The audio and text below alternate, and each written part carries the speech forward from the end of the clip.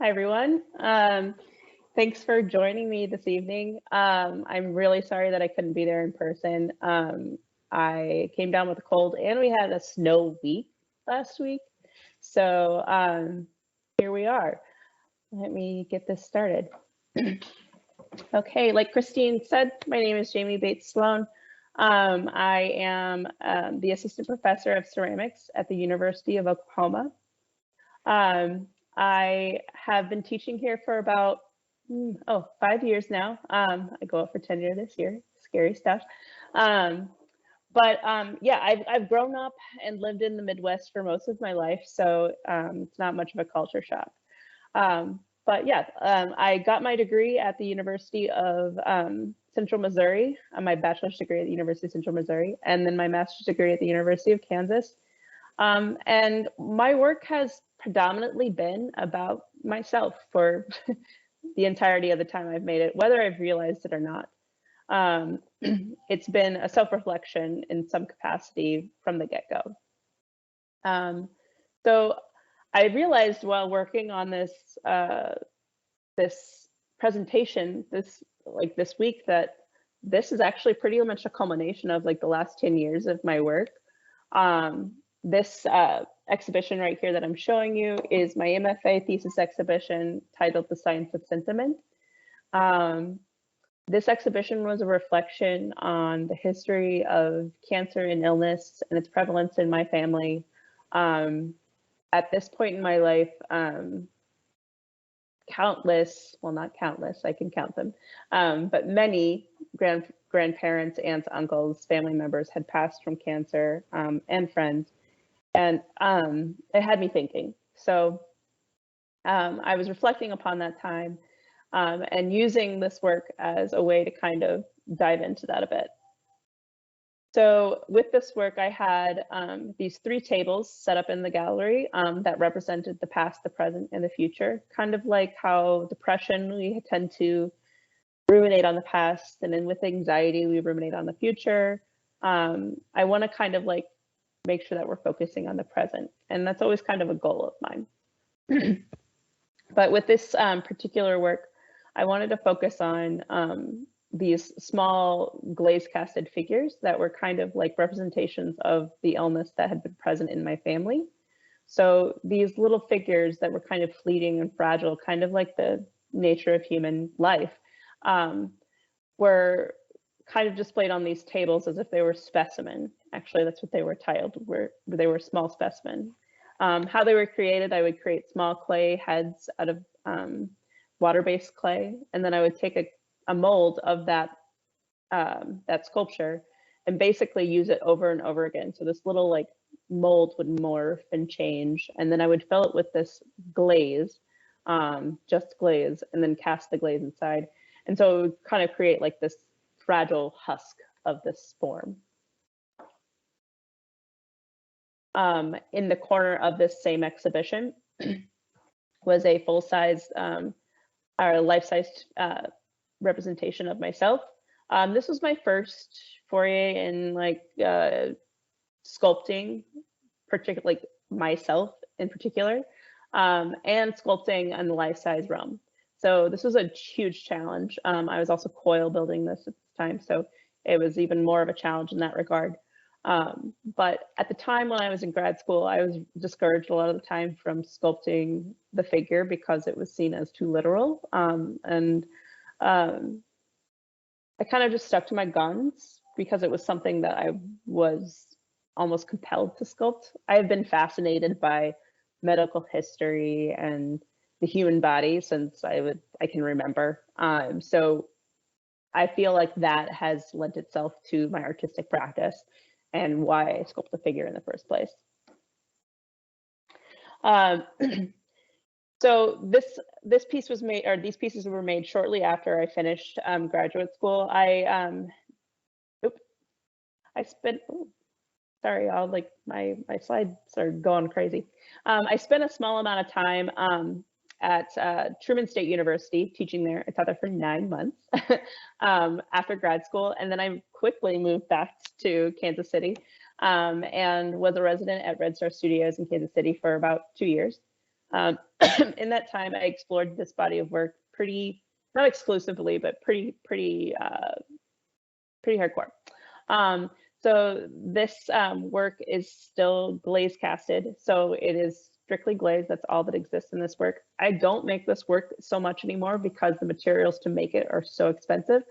The main material I use in the glaze that I do cast is lithium carbonate, which is insanely expensive right now because of electric car batteries. Same with cobalt. For all you ceramic nerds out there, you know what I'm talking about. So anyways, this work is kind of like this idea, like a phenotype is all of the environmental makeup and all the genetic makeup of an organism smooshed together to create one object.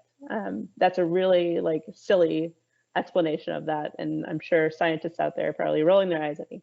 But what that is creating is kind of like this like object that represents kind of the human makeup, right? I'm thinking of these ideas of like where I grew up in particular in the Midwest, especially in my hometown, there were farmers that were given chromium-6, which is a carcinogenic, as a fertilizer in the 1980s. And so there are small correlations relating tumors and cancers to that practice. But so I'm thinking about all of those things, genetic makeup and all of those things that are handed down to us and how that relates and how it affects us. Furthermore, thinking about how even mental health and even mental ailments actually can be passed down too. That's like a whole new like, you know, level that's been added to this work since then. And there's a close-up version of the work. You can see that in the casted version, you can see even like the fingerprints on the work, which is really exciting. So because I am a total ceramic nerd and I love process, I have to, you know, slip a little bit of that into this lecture. The way that this work is made is kind of a process that I made up based off of knowledge of glass casting and slip casting and metal casting. So initially I'm making a form that's made entirely of glaze. So I have to do a lot of things to kind of intact while it's firing. So I start off, apologies, I start off with making the mold of my hand. So each piece starts off with my hand, like each piece is a completely and totally different thing. The mold is made and then filled with glaze and then fired in the kiln, like mold and all, inside of a crucible filled with sand. So it keeps everything intact while it's firing.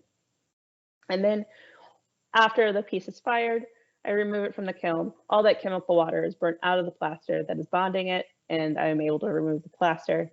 And the piece is kind of like this excavated, like coral type algae thing that comes out, and it's really exciting. So dipping back to my time at Studio 740, and I apologize, I'm randomly coughing in the middle of this. This is not ideal. So during my time at Studio 740, Red Star Studios, I was really interested in making glaze do things it's not supposed to do. So again, continuing my casting practice, but also playing with like these ideas of filling voids in these figures with glaze that fumes and foams out of these pockets inside of the pieces. So these pieces go into the kiln looking pretty normal, nothing coming and oozing out of it, but whenever they come out of the kiln, all of this like foaming and oozing glaze comes like piling out of the pieces. This is another piece that was sort of part of that body of work where I played with these foaming glazes that kind of mimicked how like a cancerous tissue or a disease might expand and spread across the body. I also wanted to, with this piece, thinking about like the internal effects of disease and how to represent that. So that was kind of my attempt here with this like lower half of this figure. So This was not the last. This was one of the last pieces I made while I was a resident at Red Star Studios back in 2015. This particular piece was kind of like the pinnacle of my using like glaze phase. I had kind of set up this goal to kind of figure out how to make the glaze fully support a figure. And so this piece was created in that attempt. But at this point, I had realized like the surfaces of my work weren't really like, they weren't working just yet. And so that's where I kind of pulled back away from this kind of exploitation of like making glaze do the things like it's not supposed to do. And I really focused on the figure. So taking another step back and thinking about that surface of the actual figures themselves, I wanted to take a look more at like scientific imagery. Medical history is something that like I geek out on constantly. I don't know if any of y'all have ever listened to the podcast Sawbones, but it is my absolute favorite. But I really enjoy looking at this imagery. I find it fascinating because it's beautiful, but also showing you something in, like very repulsive at the same time, something that's not pleasant, right? These images are colorized using like Photoshop, and it's like interesting to see how these kind of things are like shown with these beautiful bright colors. So I started creating this body of work. In 2015, when I was a resident at Red Star Studios, I was surrounded by potters. And so I felt not obligated, but I think they rubbed off on me a little bit. And I felt the need to make in series. And so when I came up with an idea, it oftentimes resulted in 5 to 6 pieces that would become part of this series. And as you can see, like a few don't make the cut for the lecture, but there's always like a couple that do. Excuse me. But these particular pieces, they were kind of representative of ailments that have conflicted my family and in the past. So mutate is supposed to represent liver cancer, swell is intended to represent ovarian cancer, and separate is intended to represent lymphoma. So kind of piggybacking on that previous work, oops, I forgot to mention one thing about that previous work. So you can see I'm still using some of that glaze, that oozing, that foaming glaze that I was using before, but in a more subdued way. I decided to pull back a little bit and use it to accent the work rather than become all of the work. And then this work kind of came from that. So I was thinking still about the separation, the mutation, and how cancerous tissues and cells act inside the body, and how one malignant form can continue and branch off into another. Excuse me. So I made this series of work based on that idea. Again, there were more than this, but these were the 3 that I felt were most compelling. And this piece transference was also a little bit of that same idea. So shortly after I finished my residency at Red Star Studios, I did a small residency at a nonprofit studio in Kansas City, Kansas called Epic Clay Studios. And then I took a big leap of faith, and then I moved to Helena, Montana, and decided to be a full-time artist for a little while. Quit my adjunct jobs and moved out to work with Beth Kavner for a little bit. And so that led me kind of here. The work that I was making when I first got there was it was quite a bit different. I was focusing on putting things on the wall.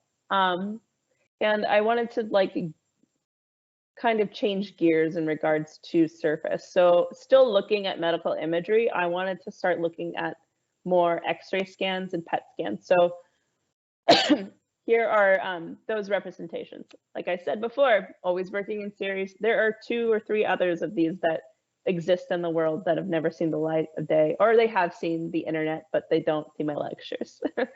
So these two pieces were a result of that work. On a test tile, this surface looked fantastic, but once I got it onto a full figure, it became, it almost swallowed the figure whole. And so that's when I decided we need to reel it in and we need to rethink surface again. Surface has always been a struggle of mine. And I've talked to many figurative artists, specifically in clay, and because of like the way ceramic artists specifically think about surface, it becomes a real issue because we want to be purists. We want to stick to clay surfaces. So that leads me here. When I was at Studio 740, this is my mentor, Beth Kavanagh. I started working there in 2016, or actually, yeah, 2016. And she convinced me to change everything about my work. Well, not change everything about my work, but I feel like there was a great upheaval whenever I was in Helena, Montana.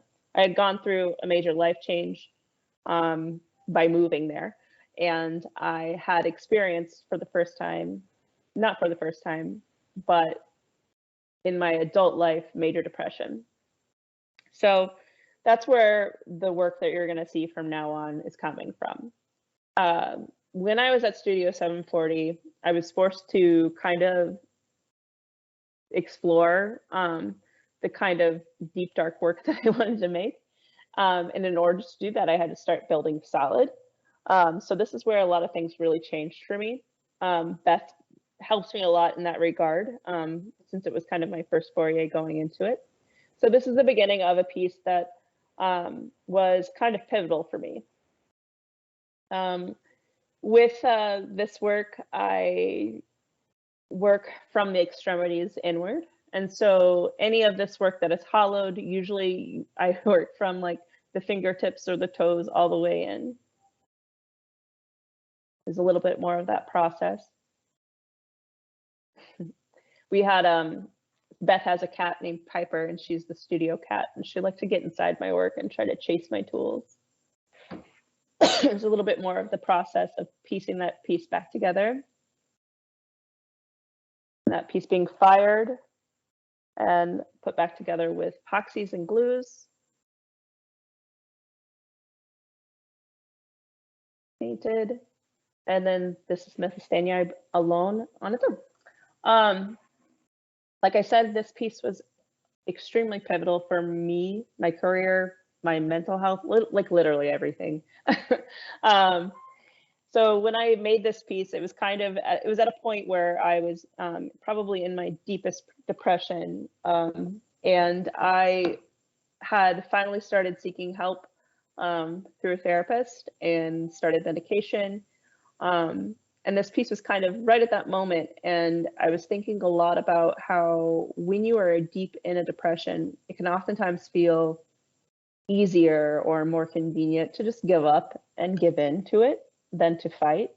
So that's kind of like the idea of this piece. It's like given up, this figure is given up mid-struggle. And it's just kind of like, kind of become apathetic and just okay with the state. So after finishing that particular piece, I was very excited about what I could achieve beyond that.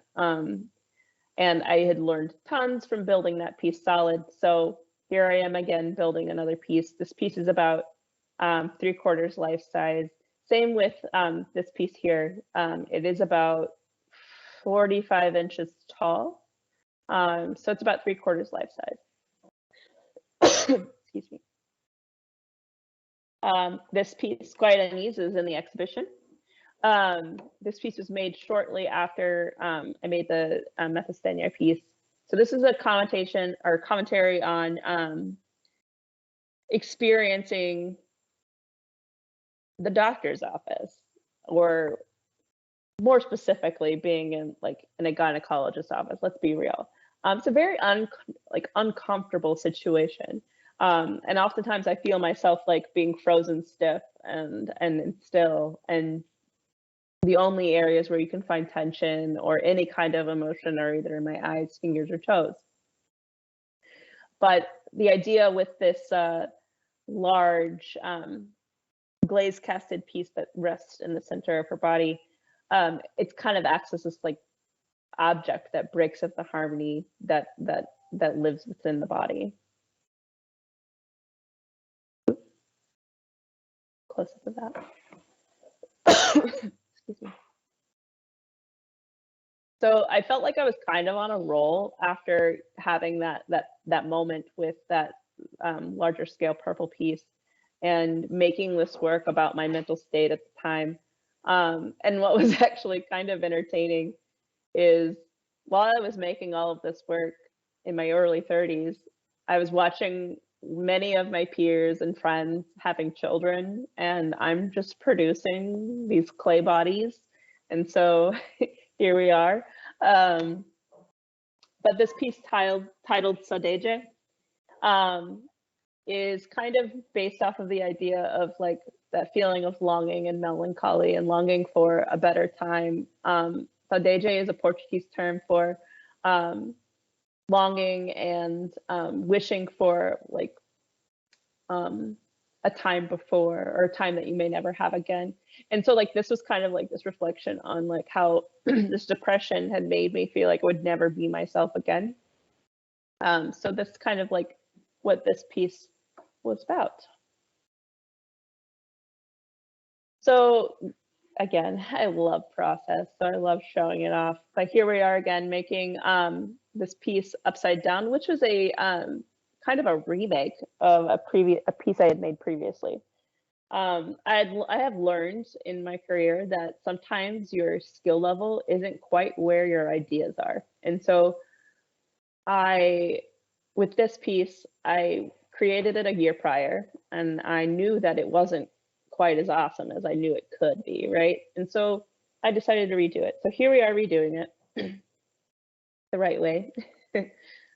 Following, this was the firing process. I like to create these things called shrink slabs that kind of work as as cradles to hold the work in place while it's firing. This keeps it from slumping and changing its shape during the firing process. And this was the piece that started this whole thing. This was the first version of Upside Down. It was originally titled Morbus Cerebra, which was like a play on like mental illness.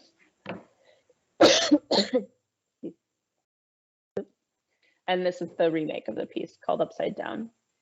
With its remake, changed the meaning of the actual work as well. So I was thinking a lot again about like those ideas of motherhood and being a parent and whether that was something that I actually wanted for myself or not. And the result was this piece, and thinking about the motherly glow of the surface of this work, and also kind of her expression is as if it's like looking into the past or looking back at like what has been lost. Shortly after I finished my residency at Studio 740, I started a summer residency at the Archie Bray Foundation, where I started a larger than life-size piece. This was my first time like bumping up scale beyond the life-size scale. This piece took longer than I'd like to admit because it took a lot of editing. You'll notice in the exhibition, it does not have all these hands around it. So it's much different than it was intended to be in the first place. It kind of started becoming like a horror movie situation, and that's not where I wanted it to go.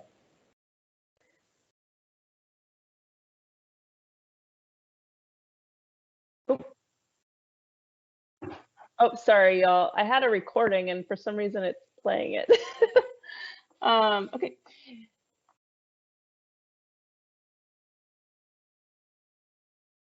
All right. So, yeah. So here's the piece finished, or getting finished, and here's the piece.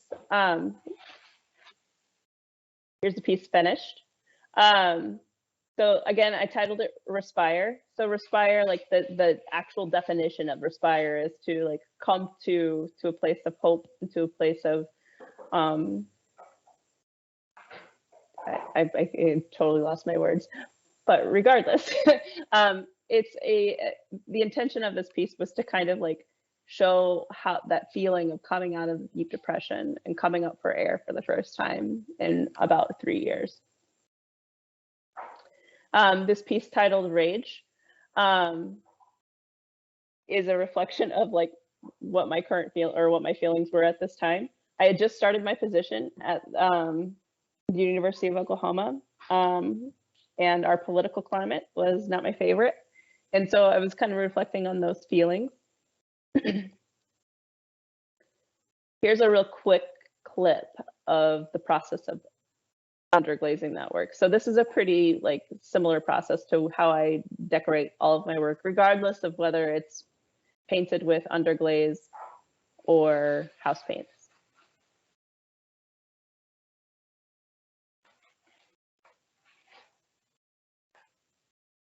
So I always use a gradation of basically 3 colors, and then I airbrush everything. It's a lot longer process than it looks here, but I actually really enjoy it. It's very immediate. I decided a long time ago I was not a painter because I have ADHD and I can't wait for paint to dry. So here we are again, following another piece, giving you a little bit of a glimpse into the process.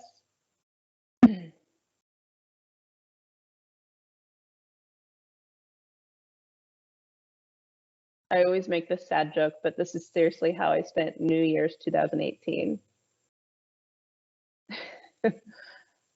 All right. So there's that piece finished. This piece is titled Covet.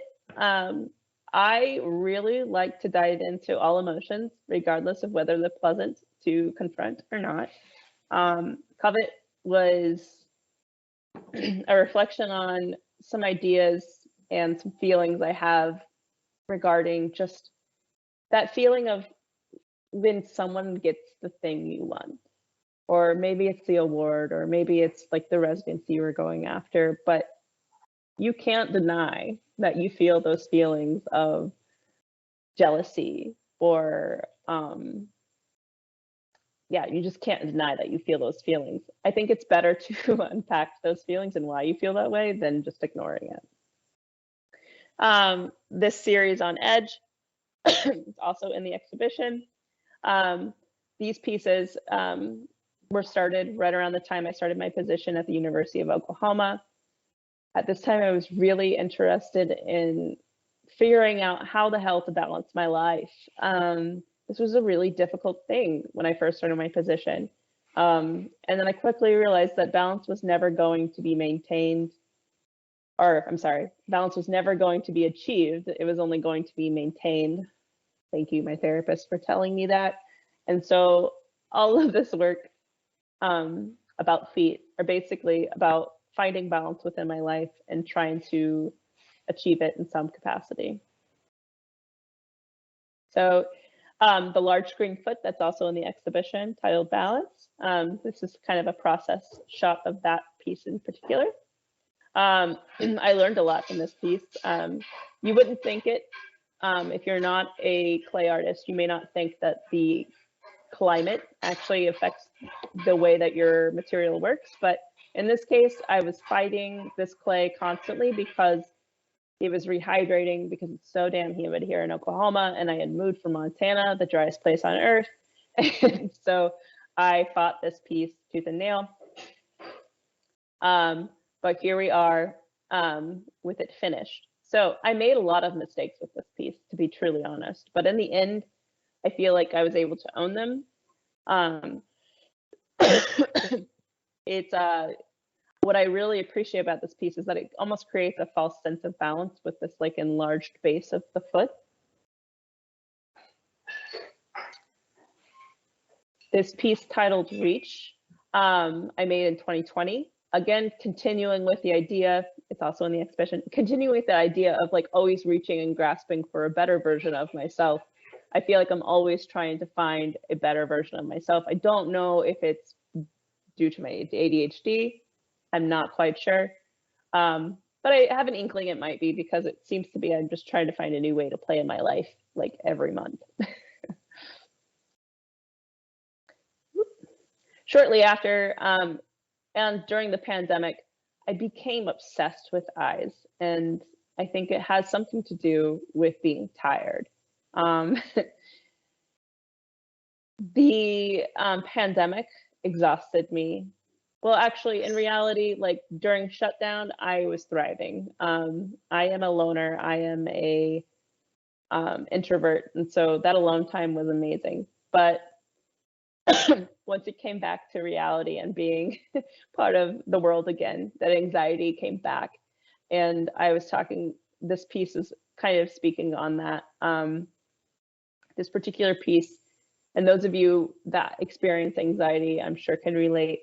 It speaks on that feeling where the tears are always on the edge. They're always welling up. They're always there. So this piece was titled Burn.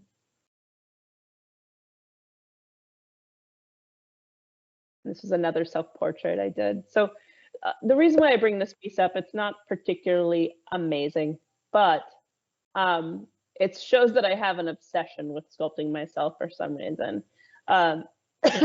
And I find that's because I am always present. I am always available as a model, and I am always changing. And I think that's really exciting. Like every day, there's probably a new wrinkle to sculpt. So that brings me to this piece, The Judge. It's also in the exhibition. Well, these pieces aren't, but you'll see. So The Judge was based off of like seeing a lot of these examples in museums. So the piece on the far right is an example from the Dallas Museum of Art. And it was almost judging the room when we walked in, right? Like it was like looking down upon everyone. It was on this like 10-foot tall pedestal and just looking down at everyone. I immediately felt just judged. And then I found, and then there was this like small sculpture, very like in the corner of this like boy, and like this hair was just so ornate and gorgeous. And then thinking about these ideas and thinking more about like addressing ideas of gender and sexuality in my work, it brought me to the piece, The Judge. So I'm thinking about the Roman god Janus and how he is the god of beginnings and openings and judgment, and how that relates to this. So I made this piece based off of those ideas. I was also looking at the work of Donald DeLue, who is also, this piece on the right was also at the Dallas Museum of Art. And I was really excited about like the angular ways in which he addresses the figure and the Art Deco nature of the work itself. So here are some process images, videos of that work being made. Sorry, y'all. I don't know why it keeps skipping back.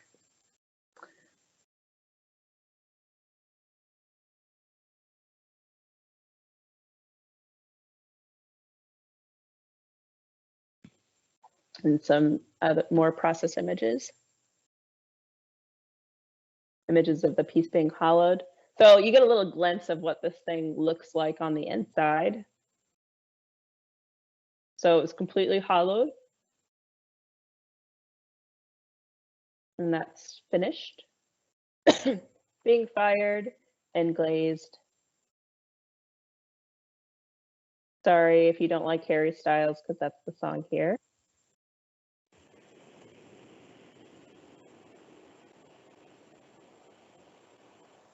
So with that piece, I had to glaze it in the kiln because it was just far too heavy to pick up and remove from the kiln. And the glaze itself isn't one that I want to touch too much. So I just did it straight up in the kiln, took the kiln apart and just glazed it right inside there. And that's the piece finished, along with an eye that was part of that exhibition as well.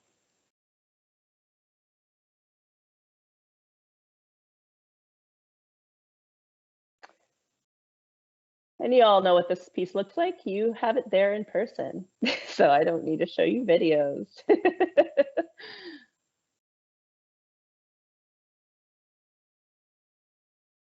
So the reasoning for the surface on that particular piece, I was thinking again about judgment and what kind of artwork you find in houses of judgment, you know, like courthouses and such, and thinking about like what materials those are made out of. And so I was looking at the bronze surfaces and chose a bronze surface for that reason. This piece titled 36. These last couple pieces I'm about to talk about are kind of difficult because they're very fresh. This piece I started during my Christmas break. It's a bit of a reflection on my diagnosis with ADHD. I was diagnosed last year at the age of 36, which is wild to me because I have spent my whole life dealing with a disability and masking a disability that I have experienced, and it's almost makes me angry at times because there are things that I feel like I could have done better in my life had I known. Regardless, this piece again is about 36 masks representing 36 years that I did mask my disability.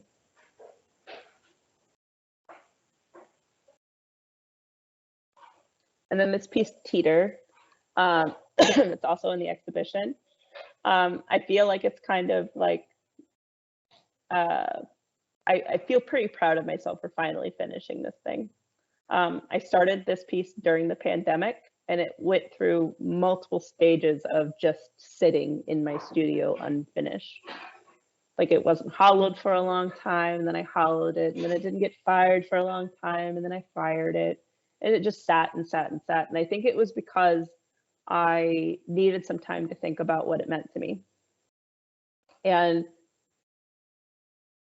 it's still playing with that idea of balance and finding it. But I feel like this particular piece, these toes have a firmer grasp on things. And I feel like maybe this one's achieving that balance, or maybe it's just maintaining it, but I feel like I'm kind of figuring it out, and maybe that's what this is all about.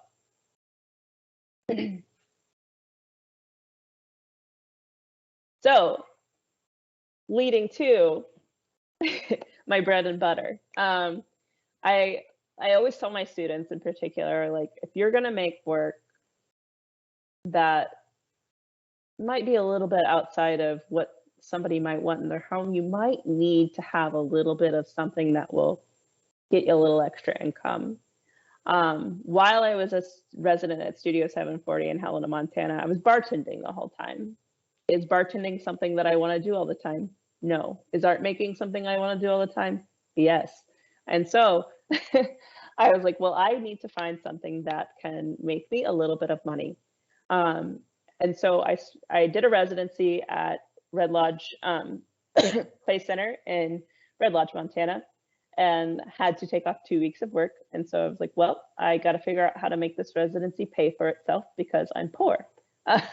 So I started creating this body of work, and started with jewelry.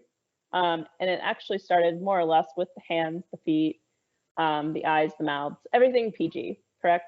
And then I was asked by another resident at the residency to make a penis, and then it all went downhill from there.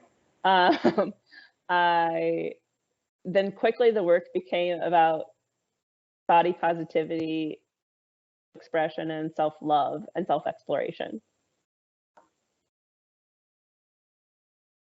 So this is the first body of work I made that was in that functional realm. Excuse me. The cups that address that kind of like sexuality. So like my goal here with this particular work is to get Bernini level. But seriously, I want to capture the fleshiness and the squish that Bernini was able to capture. And here we are.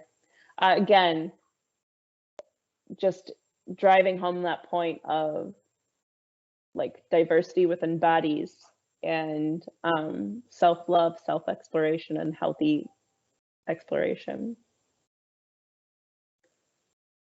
And I always like to, you know, show this clip because it's the clip that almost got me banned from Instagram somehow. But it's also like, it shows the translucent nature of this work. There are a few lamps in my exhibition.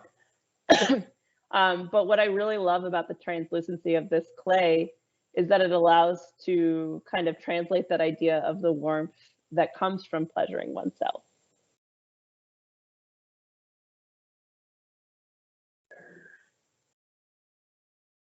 And there's some more examples of that work as well. And that's all. Yeah, so if you want to give me a follow, you can follow me on Instagram. You can also follow the University of Oklahoma Ceramics on Instagram as well. And you can find me at www.jamiebateslone.com. But yeah, if you have any questions, now's the time to ask.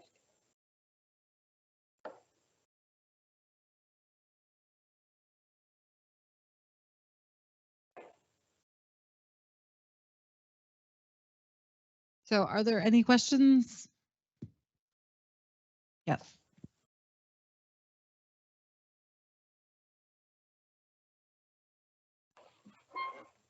Do you have an online store? I do. So if you go to my Instagram and you click the link in my bio, you'll find a lot of places where you can find my work. But I do have an online store on my own website as well. Excellent. Any other questions?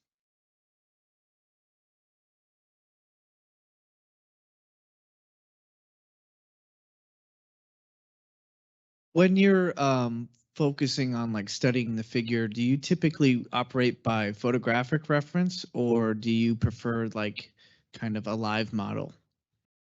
I would prefer a live model, but that's not always possible. That requires money. I don't have that. I have to pay people to model. So I use photographs. I mean, I sculpt myself mostly, so it's sculpting from photographs of myself. So oftentimes in my studio, I have photos of myself hanging, which can be a little nerve-wracking if someone just decides to pop in, but usually people are pretty kind and they give me a knock.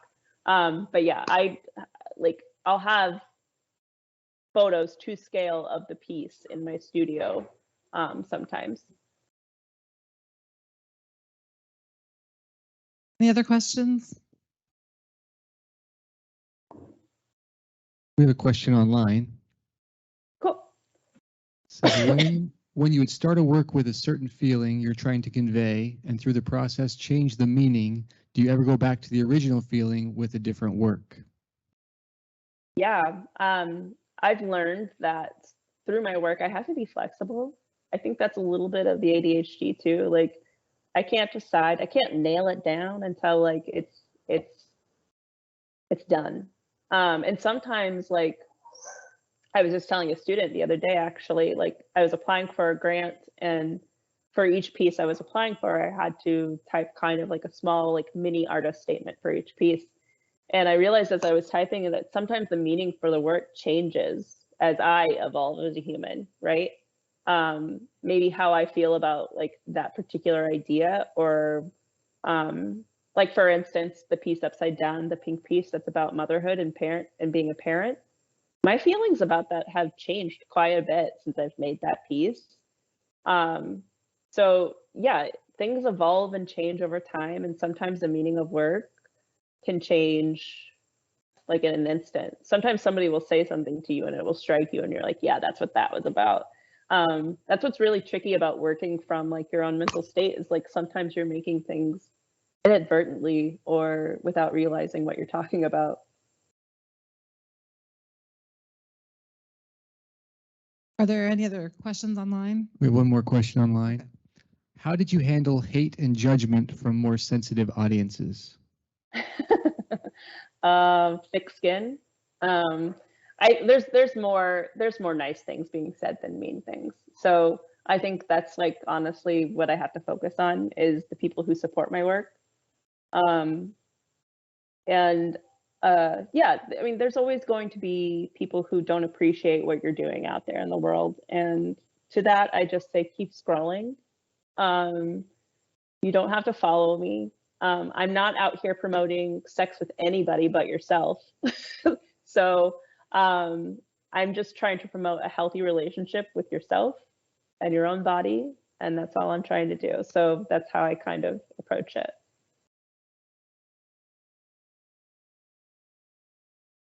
Any other questions online? Nope. Any other questions here? No. Well, thank you again, Jamie. And if you have not, oh, thank you again.